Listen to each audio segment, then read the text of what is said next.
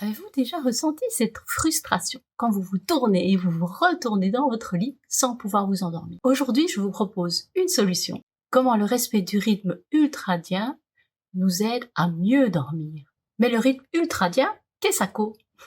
Dans le livre 20 minutes de répit d'Ernest Rossi, il nous explique que nous sommes tous soumis à des rythmes biologiques.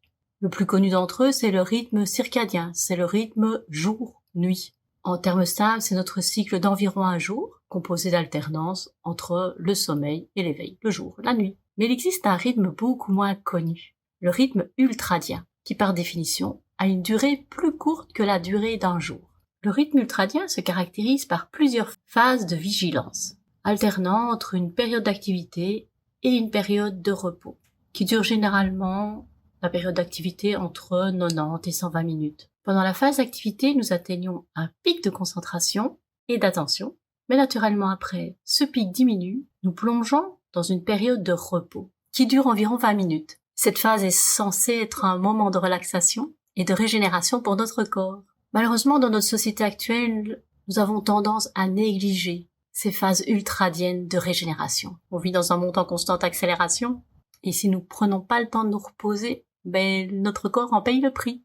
Et notre corps a la capacité de maintenir notre attention sur une longue période, et donc de négliger ces baisses d'activité. Il libère certaines molécules, on va pas rentrer dans le détail, mais qui permettent de maintenir cette concentration. Et si nous nous habituons à maintenir notre attention au maximum toute la journée, jour après jour, nous devenons de moins en moins efficaces. Et nous risquons de tomber dans ce qu'on appelle le stress ultradien. Et vous en connaissez les symptômes. Les tout premiers, c'est l'envie de bâiller, de s'étirer, des soupirs, même l'envie de faire une sieste. Si vous ne tenez pas compte de ces signaux, vous pouvez passer à la deuxième phase, qui est l'euphorie. Vous savez, les fous rires quand on est trop fatigué et qu'on n'en peut plus. C'est simplement le résultat d'un stress, qu'on appelle le stress ultradien. La troisième phase est moins amusante. C'est là qu'on commence à avoir des dysfonctionnements. On peut être maladroit, des pertes de mémoire, des lapsus, des sauts d'humeur.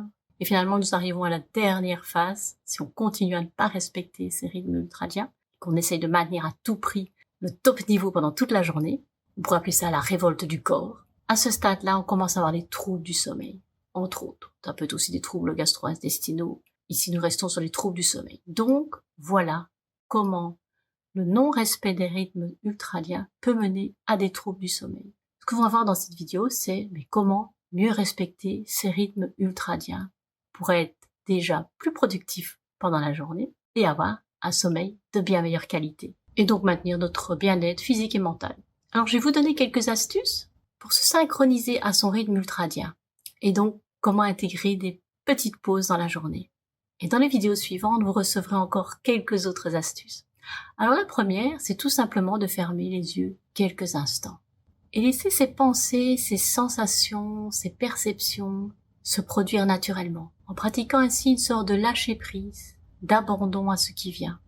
Donc juste passer un instant, les yeux fermés, et laisser venir toutes les sensations, sans y porter de jugement. Il est également conseillé de faire des activités non intellectuelles pendant ces pauses, en se concentrant justement sur les aspects physiques et sensoriels. Vous pouvez par exemple simplement descendre les escaliers et faire attention à la température de l'air.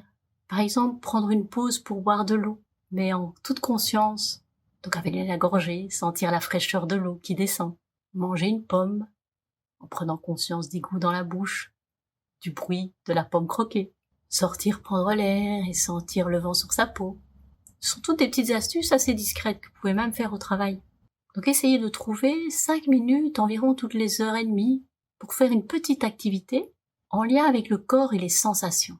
Cette pratique va contribuer à respecter mieux votre rythme ultradien, votre concentration sera meilleure dans le reste de la journée et cela va améliorer votre sommeil.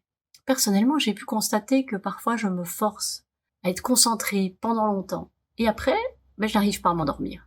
Alors n'hésitez pas à partager en dessous de cette vidéo vos petits trucs et astuces que vous pourriez mettre en place pour le respect de votre rythme ultradien, pour ces petites pauses, et aussi à partager les effets que ça a eu sur vous.